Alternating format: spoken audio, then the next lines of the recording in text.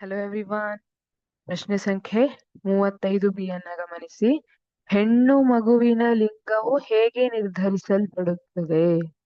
ಈಗ ಗಂಡು ಮಗು ಆಗ್ತಾ ಇದೆಯಾ ಅಥವಾ ಹೆಣ್ಣು ಮಗು ಆಗ್ತಾ ಇದೆಯಾ, ಇದು ಯಾವ ರೀತಿಯಲ್ಲಿ ನಿರ್ಧರಿಸಲ್ಪಡುತ್ತದೆ ಅಂದ್ರೆ, ಮಾನವರಲ್ಲಿ 23 ಜೊತೆ ಕ್ರೋಮೋಸೋಮ್ಗಳಿರುತ್ತೆ.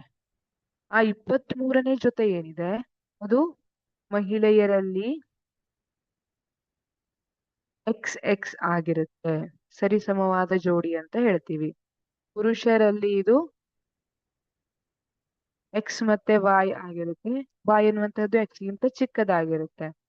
ಈಗ ಮಹಿಳೆಯಲ್ಲಿ ಅಂಡಾಣುವಿನಲ್ಲಿ X ಬಂತು, ಪುರುಷರಲ್ಲಿ ವೀರ್ಯಾಣುವಿನಲ್ಲಿ X ಬಂತು.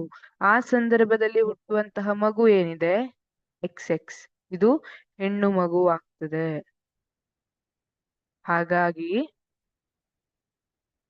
ತಾಯಿಯ ಲಿಂಗಾಣುವಿನೊಂದಿಗೆ X ವರ್ಣತಂತು ಇರುವ ತಂದೆಯ ಲಿಂಗಾಣು ಸಂಯೋಗ ಹೊಂದಿದರೆ ಜನಿಸುವ ಮಗು ಹೆಣ್ಣಾಗುತ್ತದೆ.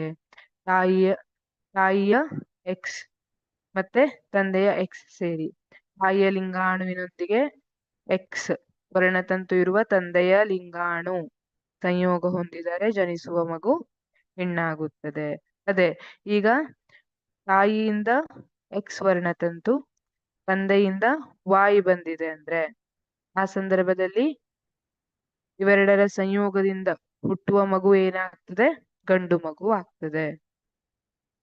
ಆದ್ರೆ ಇಲ್ಲಿ ನಮಗೆ ಹೆಣ್ಣು ಮಗುವಿನ ಲಿಂಗ ನಿರ್ಧರಣೆಯ ಬಗ್ಗೆ ಮಾತ್ರ ಕೇಳಿದ್ದಾರೆ. ಹಾಗಾಗಿ ತಾಯಿಯಿಂದ X ಮತ್ತೆ ತಂದೆಯಿಂದ X ವರ್ಣತಂತು ಇರುವ ವರ್ಣತಂತು ಪಡೆದಂತಹ ಮಗು ಹೆಣ್ಣಾಗಿ ಜನಿಸುತ್ತದೆ ಅಂತ ಬರಿಬಹುದು. ಅಥವಾ ತಾಯಿಯ ಲಿಂಗಾಣುವಿನೊಂದಿಗೆ X ವರ್ಣತಂತು ಇರುವ ತಂದೆಯ ಲಿಂಗಾಣು ಸಂಯೋಗ ಹೊಂದಿದರೆ ಜನಿಸುವ ಮಗು ಹೆಣ್ಣಾಗಿರುತ್ತದೆ. Thank you.